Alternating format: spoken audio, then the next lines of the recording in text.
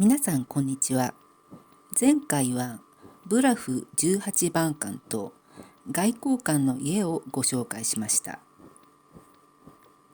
今日は山手本通りを北上してさらに3つの建物、ベーリックホール、エリスマン邸、山手234番館をご紹介します。この界隈は幕末に日本が開国後、政府が外国人居留地として定め、日本人の立ち入りは禁止されていました。しかしながら大正12年1923年の関東大震災で多くの家が崩壊し、ほとんどの外国人は帰国してしまいました。で住人がいなくなった、このエリアの荒廃が進みでそれを防ぐために日本人にも解放されで事業で成功した人々が住むようになりました。現在では、1億5,000万とか、3億円4億円ぐらい、普通のサラリーマンには、手が届かない、住宅が並んでいます。で今でも、企業経営者とか芸能人なんかが住んでいるそうです。鉄筋コンクリートの注文住宅と思われるような家も目立ちます。でこれが固定資産税の表なんですが、木造、軽量鉄筋コンクリートとなるに従って固定資産税が上がっていくんですよね。で、一体いくらぐらい固定資産税するのかななんて思いながらちょっと、散歩していました。でちなみに関東大震災のエピソードを聞くと地震や土砂災害などの自然災害が気になる方もいるんじゃないかと思います。でこれが横浜市の、ホームページに出ているハザードマップです。で黄色いところが土砂災害警戒区域でこれが土砂災害の恐れがある区域ですね。で赤が土砂災害特別警戒区域で土砂災害の恐れプラスその結果として建物に損害また住民に著しい危害の恐れがあるということで結構ポツポツとそういったエリアもあります。で地震なんですが、これはですね、国の防災科学研究所、という研究所のデータを使ってどなたかが取りまとめている各地の地震データと地震予測というウェブサイトがありましてそこで、検索した結果です。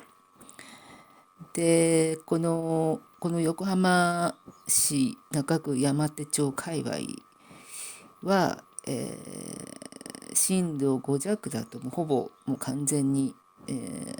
こる恐れがあると。で5強で 95%。ちなみに、2011年の東日本大震災の際にはこのエリアは5強でした。でご参考までに東京23区のほとんども5強もしくは5弱でしたね。でよくですね古くから人が住んでいる地域は比較的安全だと言われています。でこの奈良の、例えば東大寺のあるエリアですと、74%ですね震度5弱が。でただ5強となるともう半分以下の可能性しかないと。で6弱ですと 11% とかなり落ちて6強となるともう 2%で京都のですね京都御所のあるエリアですと、もうちょっと、震度5弱5強はもうちょっと若干高いんですが6弱は同じ6強はなんと0と。それでまたですねここ東京西部になりますと、まあね、やっぱり日本は地震国なので、5弱っていうとまあ7割以上どんなところでも大体起きる可能性はあるんですが、今日となるとかなりばらつきがこうやって見るとありますね。で、今日だとなんとその京都よりも多摩西部の方が低いと。で、6弱で、ほぼ同じと。で、6強でもゼロということで、えなかなかその多摩西部はすごく地震に強いってことが言えます。で、ちなみに東日本大震災の時はなんと震度2でほとんど揺れなかったんですよね。で、話は戻りまして、この3つの建物、ベーリックホール、エリスマン邸、山手234番館のエリアにやってきました。で、こちらが、ベーリックホールです。で、この大きな邸宅が立ち並ぶ中でもひときわ目立つ大きいお家です。で、この門のところに、なんか張り紙がしてあって何かなと思うと、その薬剤散布のお知らせということで、バラの花にアブラムシとかうどんこ病が発生したので、薬剤を散布しましたっていう、お知らせですね。で、ちなみにバラというのは最も手のかかる植物の一つです。で、先日ガーデニングは戦争だっていう動画でもお話ししましたが、ガーデニングというのはいかに育てたい植物を敵、つまり雑草とか虫とかから守るかっていう戦いなわけなんですよ。で、特に、バラは手強い敵が多いということで、バラの花をきれいに咲かせてるということはその敵を制圧したっていうふうに言えるわけなんですよ。なのでホワイトハウスのねローズガーデンっていうのがあります。で、そこでは記者会見とかレセプションが行われるんですけれども、こういったね勝利とか権力の象徴なのかなっていう感じもします。で、門を入って、右手に行くと、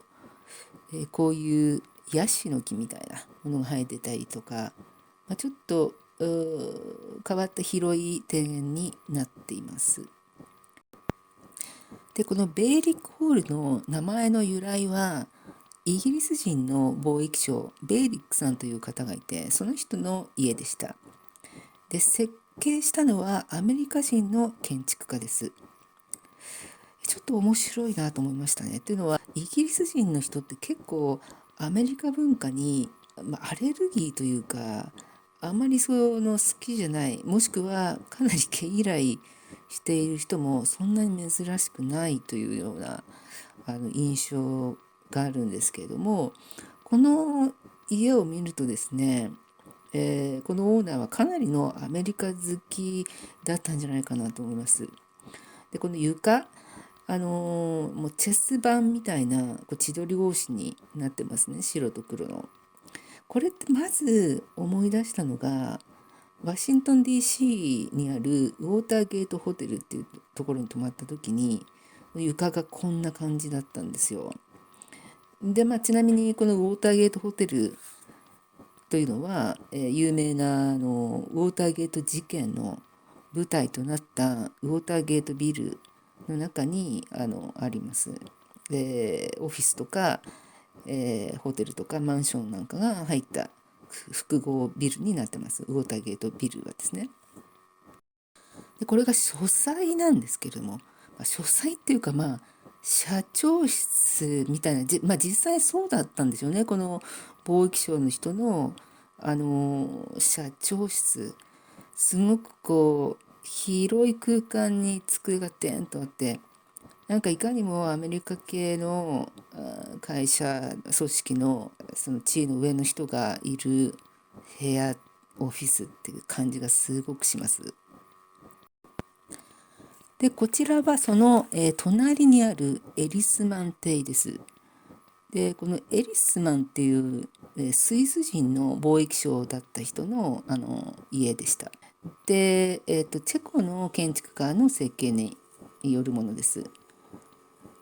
森の中に佇んでいる感じがすごくいいなと思いました。で、サンルームというわけではないんでしょうけれども、こういったその周囲の森をこう身近に感じられるスペースになってます。でこれで思わず思い出したのが、アメリカ東部のメリーランド州にあるユニバーシティパークっていうエリアなんですよ。でというのは、私はフルブライト留学生として、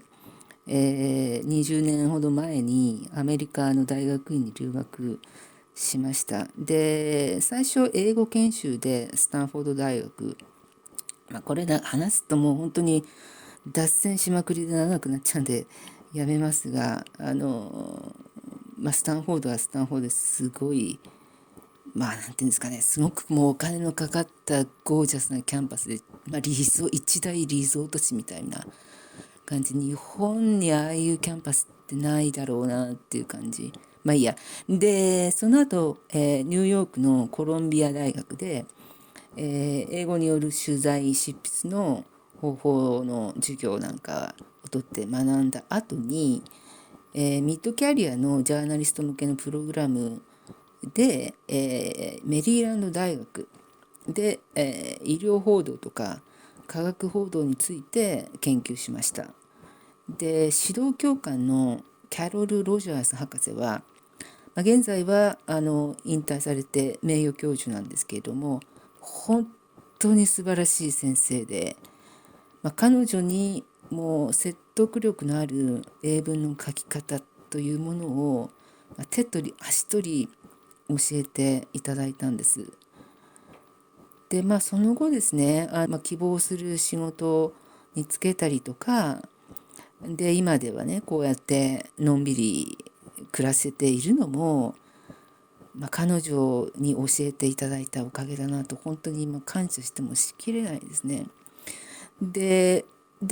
の20年ぐらい前に住んでいたこのメリーランド州の家がこんな感じですね。これそのものじゃない、これは最近の不動産業者の、広告から持ってきたものなんですけれども、もうこのね森の中にこう家がこう点在しているこの感じ、別荘地みたいなね、そういう雰囲気でしたよ。でここに、オーナーさん含め4人で暮らしてたんですね。アメリカ人のオーナーさん、彼女もメリーランド大学の教授で、全然違う分野でしたけどね。であとアメリカ人の、なんかパブリックポリシーの大学に行ってる学生、それから韓国人、あとその後中国人の学生が来たりで、その4人で暮らしていたちょっと懐かしい場所です。で、森の中の住宅地っていうことで、これは軽井沢の、旧軽井沢の、鳩山通りで、鳩山さんの、別荘があるエリア、そういったところとも共通点がありますよね。でそのエリスマン邸の向かい側に、山手234番館があります。これは先ほどその関東大震災で外国人が帰国してしまったというエピソードをお話ししましたが、でその外国人の人にも戻ってきてほしいという希望のもと、外国人向けの、アパートということで建てられたものです。これが中ですね。でこのミシン、もう古いミシンが置いてあって、思わずうちにもねこういうまさにねそっくりじゃないかな、こういうミシンがねありますよ。山手本通りをさらに、北上というか、歩いていって、で、途中のその Y 字路で右に行くと港の見える大花公園で、今日はその左側にさらに歩いていって、外国人墓地とか、その先のアメリカ丘公園というところに行ってみます。でその途中にあるその教会なんですけれども、思わずここはイギリスかみたいな感じじゃないですか。でちなみにこの山手地区が外国人居留地だった時代、住民の大半はイギリス人だったそうですね。で大航海時代大英帝国時代の伝統というんですかね、日本が開国して、これからこの貿易して儲かるんじゃないかということで、その一攫千金を狙ったイギリス人がいっぱい住んでいたようですね、当時。でさらに歩いていくと、外国人墓地で門は閉まっていて中には入れませんでした。でこれはそのフェンスの、通りのフェンス越しに見た風景なんですけれども、古い墓地でもう知り合いとか家族もいない、くなってしまった、人たちのお墓が草むらになってたりちょっとね、になってます。でその先にアメリカ山公園っていう風になっていて、幕末で、開国、した後にアメリカの公使館、公使って公の使いで今でいう大使館を、予定していたんですけれど、この場所に予定していたんですが、でその公使が、別の場所に公使館を建てることになり、でその部下である書記官の家になった土地だそうです。で多分ね全くの想像ですけれども、すぐ隣がお墓っていうことで、それがちょっと嫌だったんじゃないか。でその押し付けられたって言ったらなんだけど、実際そういうことになった書記官が住んでいたと思う。でその後は、民有地になりました。でただ、戦争があってで戦後米軍が接収して米軍住宅になり、で1971年に国に返還されたと。で2004年に、横浜市が取得して現在この公園として整備しているというものです。で小高い丘の上にあってマリンタワーなんかも見えます。角にですねエレベーターがあって、で東急の元町中華街駅に直通でつながってるんですよ。なのでこのお散歩が終わったら、エレベーターで駅にすぐに行けるっていう感じになっております。